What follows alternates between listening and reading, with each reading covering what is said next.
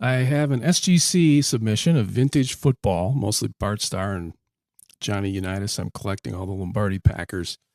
Package came, I was pretty worried about, making sure I could get the signature for it. Here it is. And I'm just going to go ahead and rip this thing open here and get the ball rolling. So these are mostly cards I bought on eBay. Not all of them. I got a couple on Whatnot and maybe a few on Facebook. But for the most part, I've been getting them on eBay. And my goal is to complete the 1960s Packers, mainly the Hall of Famers that played for Lombardi. So here's box 1. Here's box 2. And here's a bonus. There we go. I'll get rid of this. Yeah, we're ready to do some unboxing here. We just go ahead and get that one there. Take care of this. Do fast motion most of this. So you want to suffer through it. Box open. Cards are going right here. And shit upside down. Okay, and the second box. Get those open too. Those also are upside down. So get in there. And I believe we're ready. Yes. We are now officially ready to do our reveal. Okay, so we're going to start looking at the cards now. The first one was one I was hoping they would grade, and as you can see, they said no. It's a 1971, I believe, Mattel little mini record of Bart Starr, playing all of his highlights and that kind of thing. I think they used to grade him, and they don't grade him anymore. I don't believe PSA grades him, so that probably won't get graded. Okay, so the first thing here, we got a 1955 Bowman Alan Amici, Heisman Trophy winner for the Badgers, scored some really famous touchdowns.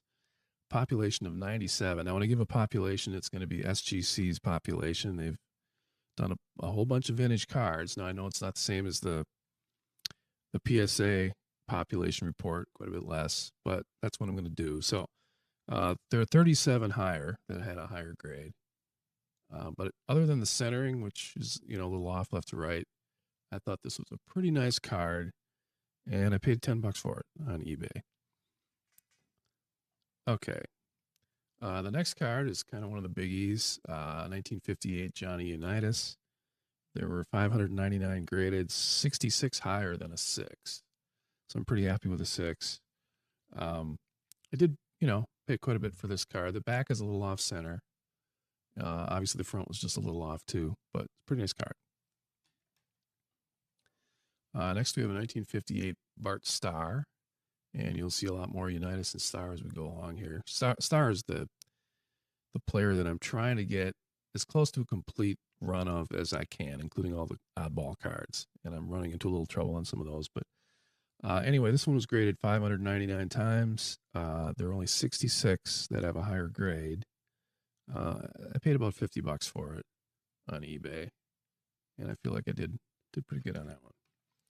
But I did extremely well. Yeah, 6 and a 5, 6.5 on Horning.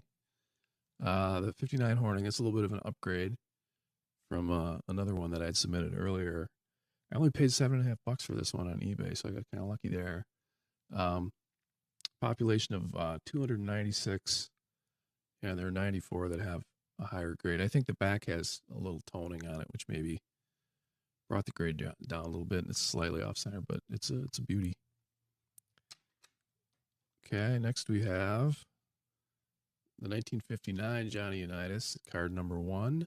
Got an SGC4 on that one, and there's 480 of those graded, and this is one of the worst ones. 317 of them are better, but I got a pretty good deal on it. I think it looks like I paid maybe $12 for this one, so I thought it was worth a shot.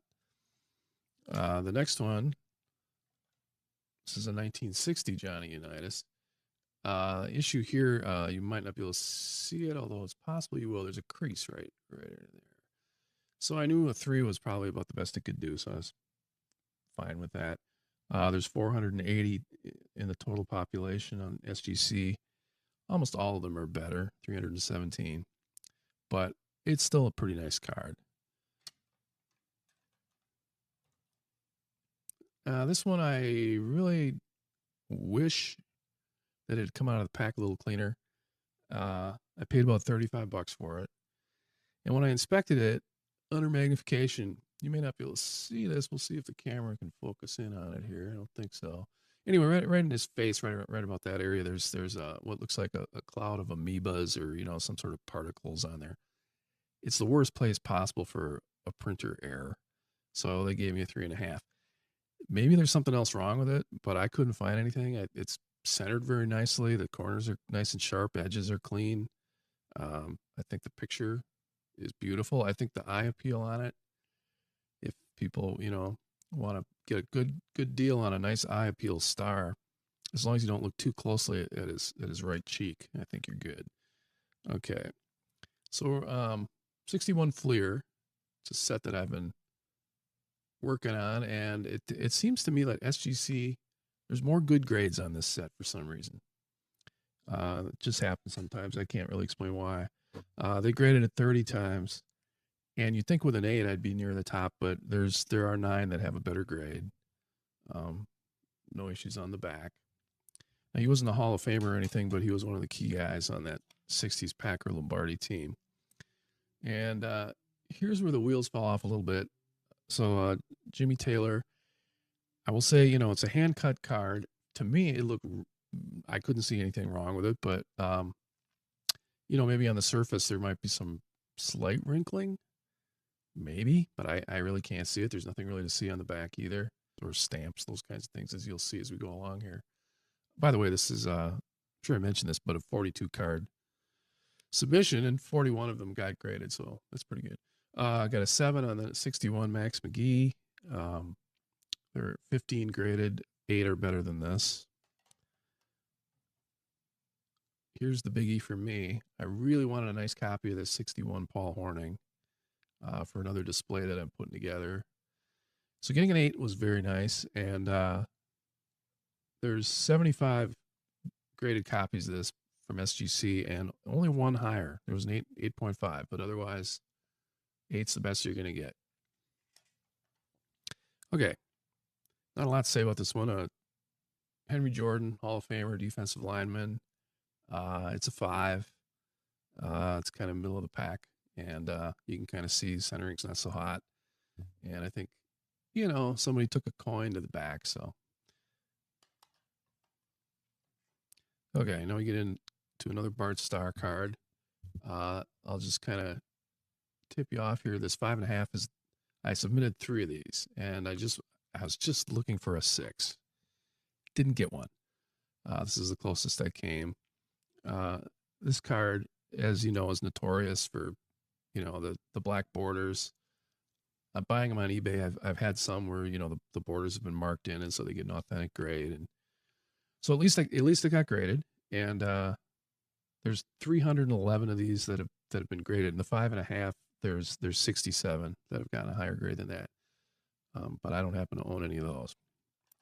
So I'm going to show you another one now. The 5. Centering actually might be a little bit better on this one. I've got to get it in there. Show you the back of the card. Back of the card's centered okay. There's 90 higher than that grade. And then this is the back of the pack here. But, the more I look at this card, I don't know. There must be something on the surface, because to me, this is the best one. I expected this one could be getting the 6. Centered, very little corner touching. I mean, not a lot of white in the corners. Good image, no obvious print errors, nothing like that. And the back is really nice and centered. So it's a really, really, really nice 4. I would say the best of the 3, but there must be an issue there that I didn't see. So now we've got a couple of the Unitas from that same set, and got a 5 on that one. For the Unitas, there are 327 of those graded, and there's 66 that are better. So for some reason, it seems, I guess it's card number 1, so that probably explains why getting a 5 on the Unitas is a little bit better than getting him on the Starr, because as you guys, I'm sure all know, card number 1 is the one that when people put them in order, they put a rubber band around them, and that one usually gets damaged the most. So now I'm going to get into, I submitted 4 of these post-serial cards, and here's where things get rough. I'm happy with the 5 for the Bart Starr. The pop counts are pretty low on these. There are 22 of these in the SGC database, and only 3 graded higher. So I can't complain about that particular card. I will complain about a couple others. This Jim Taylor card, I got this on eBay. What did I pay for it? I guess $6, and it looked pretty bad around the edges, but I did my own work on it. There was just room to kind of cut around the edge, and I just made sure the black border was all still there, but it does have a little stain on the front. Other than that, I thought it had a chance at getting a better grade than that. And again, the backs are all just a blank back because they came off a cereal package. The Max McGee, that one I didn't get a great deal on. Paid $30 for it, and I think the issue with it is probably rub wear on the front. It's maybe not got the original gloss of the cornflakes box it came off of, but 2.5, I think pretty low. But then when I look at the population, there's 5 of them that have been graded, and only 2 that are higher. So it's kind of middle of the pack. And last one in this stack is another one of those post serial cards. Paul Horning, a 4. That's not terrible. I mean, the corners, these all have definite wear issues in the corners and the surfaces and so on. And the pictures, to be honest, are kind of blurry, and they don't look so great. But they're still pretty interesting cards. And I paid, I think, about $14 for that one. They've graded 25 of those, and 12 of them have graded higher than a 4. So, all right, we're moving on to stack 2 here, about halfway through, a little bit better than that. And we'll go with a Bart Starr here, the 1963. Got a 6 on that one. Very happy about that. Centered, nice corners, just tiny little color tips in the corners. No issues on the back. This is the best, I think the best grade I've been able to get on this card. And there's 197 that have been graded, and only 38 have gotten a better grade. And the next one is one that did not get a better grade. This one got a 5. More a little more wear in the corners, and of course it's off center. So a 5 might have even been a little bit, I don't want to say generous, but I paid more for this one than the other one, but that's the way it goes sometimes. There's 83 in the database that are a little bit better than that one. Okay, moving along here. Very happy with Willie Wood, Hall of Famer, fantastic player. Got a 7 on that. Not much to say. I mean, it's beautifully centered. No flaws of note. It's a really nice card. The data there, I paid $18 for it, I think. So I got a pretty good deal. There's 109 in the database. 19 are higher than that card. So that one's up there pretty good. This one still has the plastic on it, so hopefully you don't get too much. Let's see if it's focused here. Yeah, I think it's pretty good. Very happy with this one. So I didn't have a 63 Unitas. And again, it's a tough one to get in this condition, and I can tell that by the pop numbers. They graded 247, and there's only 16 that got a higher grade than a 6.5. So that was one of the pleasant surprises I got. Next, we're going to do 64 Bart Starr.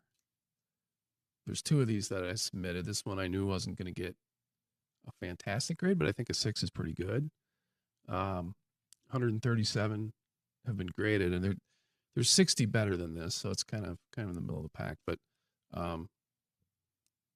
back is nice. It's a nice card. However, it's not as nice as this one. This one got an 8. And of all the Starr cards I've sent in to get graded, I mean, I bought some graded cards, but for the ones that I purchased and tried to get decent grades, this is the best I think I've been able to do on a Bart Starr card. And for this one, there's only 7 with a higher grade. So yeah, this one goes in my my top shelf. And the other 64 I got was a Willie Wood. That's his second card. There were 21 graded, And surprisingly, there's 7 that have better grades than this one. So I can't explain that. Now the next ones, there's four cards from the Glendale Stamps, 1969 Glendale Stamps issue. What I'll say about that is, again, I just think SGC. I bought a complete sheet of Packers, and well, it wasn't complete. It didn't have the star, Bart Starr. That was sort of a big omission, but plenty of other Hall of Famers and guys that I really wanted. And I asked the SGC, if I'm going to send these in, what's the best way to separate them? Do I use the scissors and center them, or do I use the perforations, even though the perforations aren't centered? And kind of a non-committal answer, but what I interpreted from it was they thought the perforations made more sense. I mean, they're not altered then. And of course, I get an authentic with an evidence of trimming. And the only thing I can think of on this is that it was the end card of the sheet, so it didn't really show any perforations. And maybe at SGC they didn't know that. Obviously, it's not been trimmed. I mean, it came right from the original sheet. It gets a little better, but these never really get decent grades. And I think they're all getting knocked down because the perforations are not centered, and maybe they're considered miscuts or whatever. But I went out there and checked out how PSA graded these cards, and I see very similar cards in terms of the perforations and lack of centering and that kind of thing. They'd get, 5, 6, 7 decent grades. So if you have these Glendale stamps, you might want to think twice about sending them to SGC, because they think they're all basically garbage. I mean, these were pretty much pristine, on the original sheet. So I got a 2.5 on the Herb Adderley. I think that's the same photo they used on his rookie card. And on the back, they just have the player name and a little bit of info. And the best one I got was a 3 on Henry Jordan. So I have more that I could potentially send in, but they're not going to the SGC. So now I got a couple fairly common Unitas cards. The 70, they've graded 374 of these, and this one was better. Well, there's 130 better ones out there of this card. It's centered nicely. I wouldn't call it pack fresh exactly, but it's, from a distance, it looks pretty close. 71 card. Obviously, this is a tough one to get a good grade based on the borders, and there is a little bit of wear in those corners when you look under magnification. They graded 563 of these, and only 138 are better than a 6. So it just kind of shows it's not easy to get a good grade on that card. And I didn't have a 74, so I picked one of those up. I don't even remember what I paid for it. It's probably not more than $10. And I got a 7, which is great. And now the wheels fall off here. This is 1961 clear wallet pictures. These are tough to find.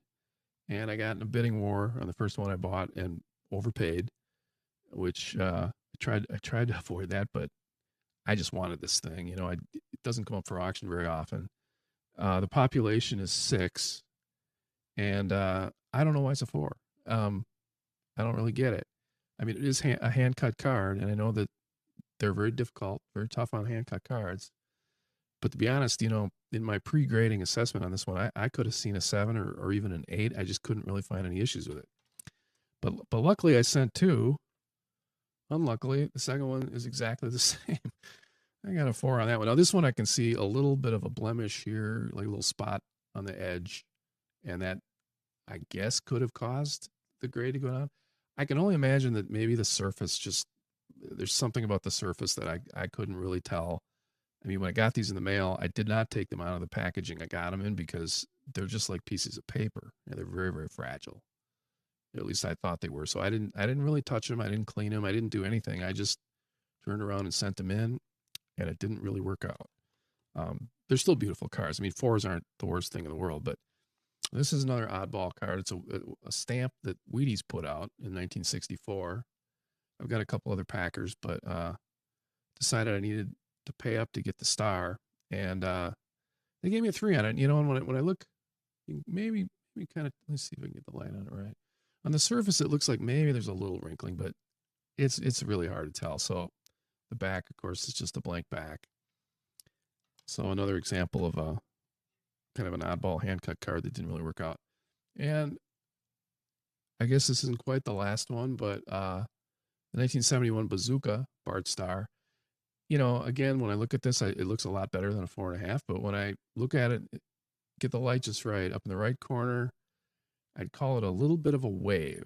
You know, it's not a crease, it's not a wrinkle, but you know, it's something you can see. So I guess that's probably why I got knocked down to a 4.5. I still think that's a great looking card.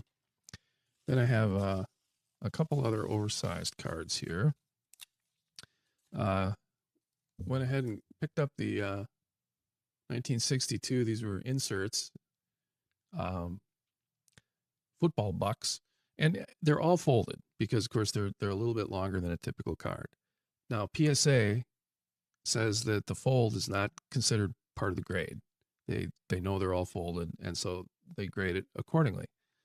I got to believe SGC doesn't, because you know, getting a 3 on this thing, you know, it was listed as near mint when I bought it, and it wasn't. I didn't get it for a great deal or anything. So, you know, I picked up another one because I like to just, you know, give them a couple chances, and they gave me a 4. And again, I think, you know, if you zoom in on this, not easy to really see what.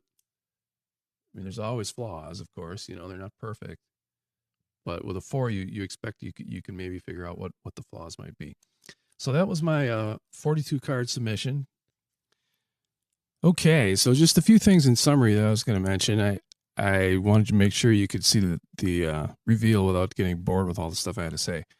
But you might wonder why I went with SGC, and it's just a few reasons. Number one, I wanted to have them back sometime before Christmas, and I didn't really want a bunch of upcharges, and I didn't want half of them to come back with the min size or, you know, some other oddball flaw that I couldn't see. Plus, I've noticed PSA, yeah, I think they're tougher, but what it really comes down to is they're inconsistent. So if you get a good grader, you might get lucky, but I wasn't really too up for that. Biggest thing, though, is that I really like the look of the Tux, and I think for vintage cards, you know, I've been putting them in display cases. They just pop a lot better when they're in those cases. So I've been collecting since I was just a kid. I started in the early 70s when I was like, you know, -4, and gave it up, you know, when I became a teenager. And then a little later on in the mid 80s, I got caught up in the junk wax era, like a lot of people. I think it was the 88 Donruss that finally kind of knocked me off. I was going to Toys R Us and looking for the Greg Jeffries, you know, rack packs and stuff. And I just figured out, you know, those were being printed around the clock all day, every day for what seemed like years. I think they're still printing them as of maybe last night. And it kind of wrecked the hobby. I mean, I think it took it down a notch. Obviously, a lot of people felt like, you know, the cards were basically junk. And it makes me wonder, you know, are we going through another phase now of I know it's called the junk slab era, and I do think a lot of the guys that are being slabbed are going to end up not being worth anything, or worth very little. I think the legends will hold their value, possibly appreciate and do okay. But even the stars and superstars, I think that the future has already been built into the prices of those cards, and it's hard to imagine that they're really going to keep going up. So that's it for now. I'm gonna sign off. Thanks for watching, and maybe I'll do another one sometime.